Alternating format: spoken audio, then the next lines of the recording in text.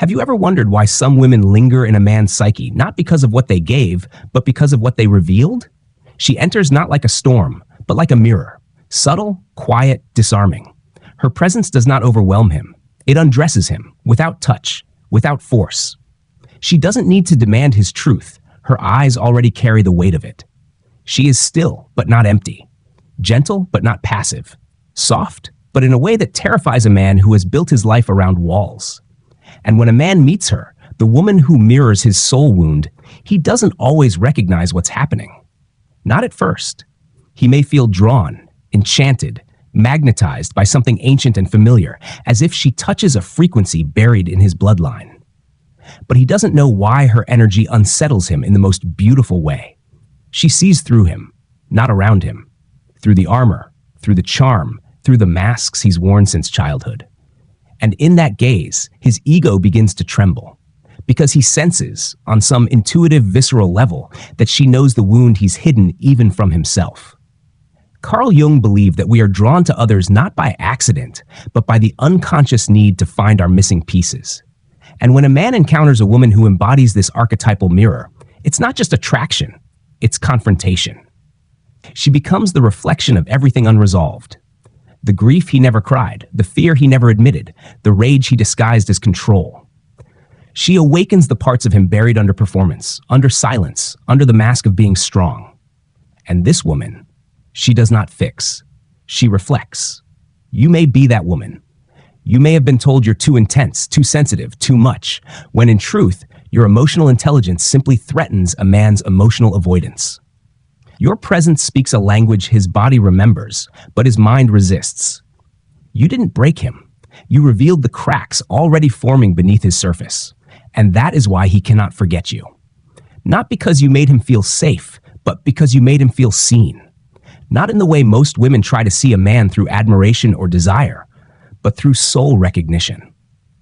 The kind that happens when your wounds speak the same dialect, when your nervous systems remember each other before your minds catch up.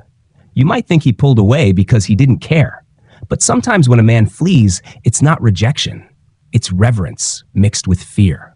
He doesn't know what to do with a love that doesn't perform, doesn't flatter, doesn't chase.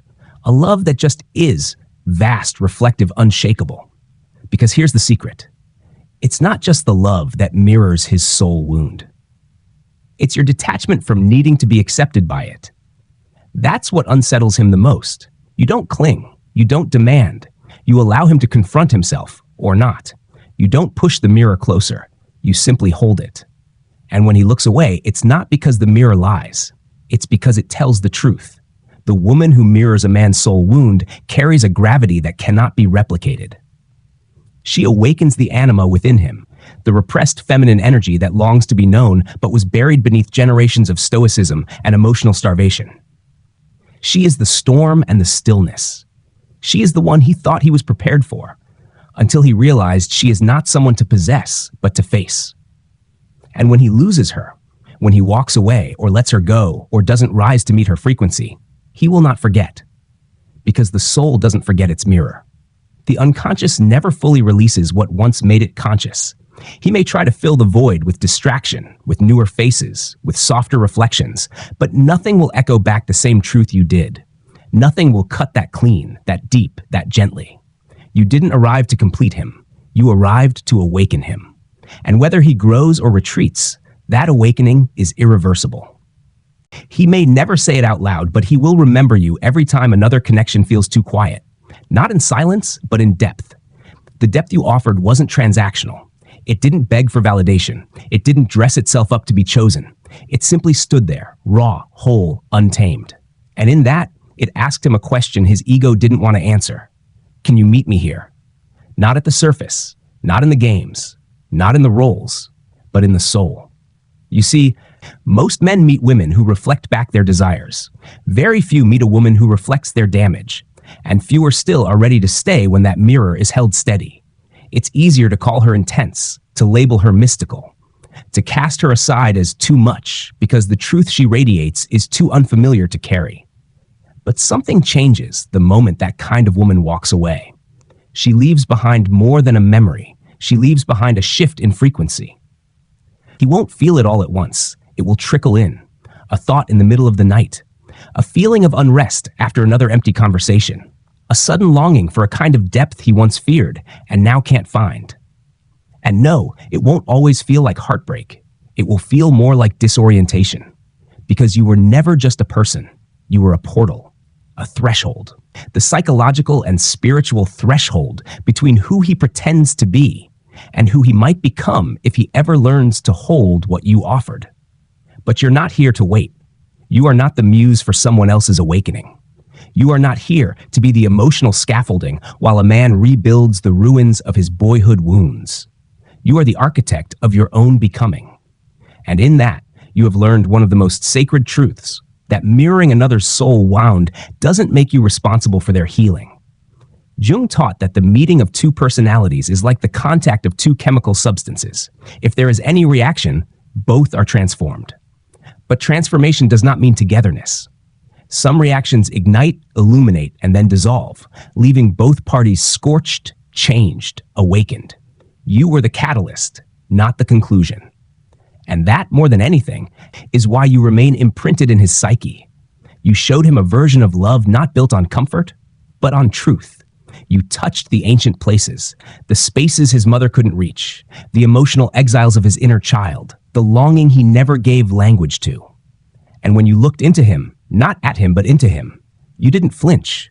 That terrified him, because in your presence he couldn't perform, couldn't pretend, couldn't hide. The masks began to crack. The armor grew heavy. The charm lost its edge. You didn't fall for his projection.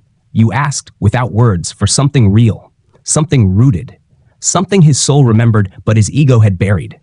And when he couldn't offer it, when he turned away, when he chose the safety of shallow waters, you didn't collapse. You didn't beg. You didn't barter. You didn't bleed to be understood. You just walked away with your depth intact. And now, every echo of intimacy that lacks your essence will remind him of what he missed, of what he feared, of what he couldn't rise to meet. He may never admit it. He may never send the message. But you are there, beneath his logic, beneath his pride, beneath his distraction. You are the sole imprint of the woman who mirrored his wound and asked nothing but presence in return. To the unawakened man, a mirror feels like a threat. But to the man who dares to evolve, that same mirror becomes a map. In the moments after you left, something inside him shifted, subtly at first, like the scent of smoke after the fire has gone out. He couldn't name it, but he felt it, the loss of something unnameable, irreplaceable. And in his quiet, unconscious way, he began to revisit the moments, the glances, the pauses, the things you didn't say, but still screamed into his soul. He started to realize that you weren't asking him to be perfect. You were asking him to be present. And presence, true presence, is terrifying for a man who's spent a lifetime hiding behind performance. He thought he had to impress you. He didn't know that your soul was waiting for something more sacred, authenticity. Jung once wrote that we don't become enlightened by imagining figures of light, but by making the darkness conscious. That's what you did. You brought his shadow to the surface, not to shame it, not to fix it, but to witness it. And witnessing is one of the most intimate things a soul can do for another. That's why your memory stings, even in his moments of pride. Because you didn't try to change him. You saw him. And still, he walked away. But the truth is, he didn't walk away from you. He walked away from the part of himself that was finally waking up. The part that wasn't polished, the part that wasn't easy. The part that would have required him to feel, to sit in his own emotional fire without deflection, without escape. You represented the very thing he claimed to want: depth, connection, truth. But the deeper truth is this: he hadn't yet built the emotional capacity to receive it. His nervous system had been wired for survival, not intimacy. He learned love through transaction, not presence. So when you offered love without condition, it felt unfamiliar and dangerous. Because unconditional love doesn't offer control. You never tried to own him. You never played games to pull him closer. And that's what made you unforgettable. You didn't need him. You chose him. You showed him what it looked like to be sovereign, yet open. Soft, yet self-respecting. Available, but not chasing. And that kind of energy doesn't just fade. It carves its shape into a man's memory like wind over stone. He may continue on with his life. He may tell himself he's fine. But a man knows the difference between being loved for who he pretends to be and being seen for who he truly is. And he knows he may never feel that again. Because women like you do not return to the men who couldn't recognize them the first time. You don't punish him with your silence. You honor yourself with your absence. And that is a love he didn't know how to hold. So he will keep living.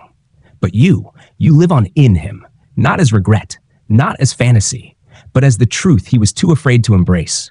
You are the mirror that still waits inside him, not to be found again, but to remind him of the moment he almost became the man he was meant to be, and walked away.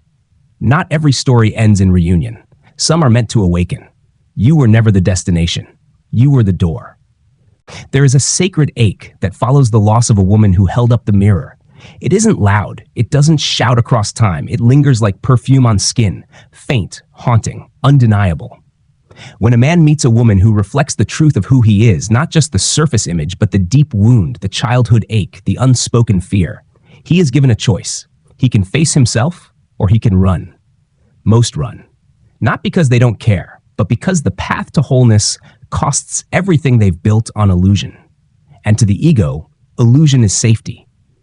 He may have thought he wanted a woman who would love him endlessly, who would pour herself into him, who would help him carry his darkness.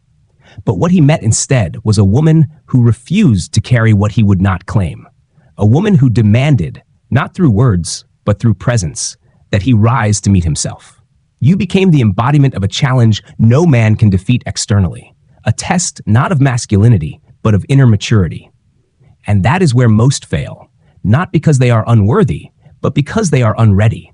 Because the soul wound you mirrored is not a simple scar. It is layered in generations of emotional repression, abandonment, guilt, and shame.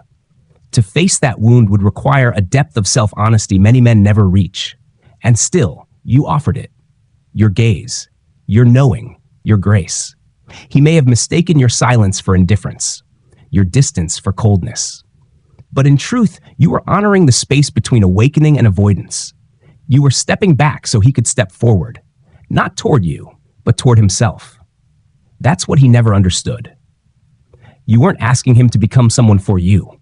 You were inviting him to return to the truth of himself, to put down the facade, to step into his shadow, to claim his wholeness.